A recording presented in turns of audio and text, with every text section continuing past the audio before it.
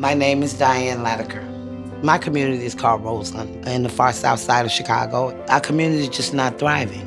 The businesses, they leave because of crime, and crime grows because there are no businesses. I wanted a safe space for young people to expand their knowledge and to belong to something that's good.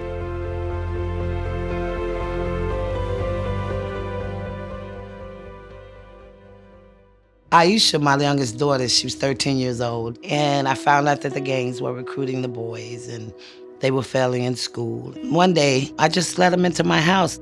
That blossomed into Kids Off the Block. Kids Off the Block's mission is to provide at-risk, low-income youth positive alternatives to gangs, violence, drugs, truancy, and the juvenile justice system. We started a mentoring program. We started a tutoring program. We started a sports program. What I learned from Kids Off the Block is to be a pillar of my community and a leader. It made a huge difference, actually. Hey, Miss Diane. Hey, y'all. Come on in here. I heard about Ring 6 years ago. I think the similarities between Ring and Kids Off the Block is that we both want to keep people safe. The community wants to be better. It's just they don't have as much resources as we need to do better. Ring made a donation to Kids Off the Block. That's going to help with our technology center. We'll be able to serve 250 to 300 students per year. We want to give them career skills where they can go anywhere and get a good job. And they wanted to bring 1,000 Ring doorbells to my community.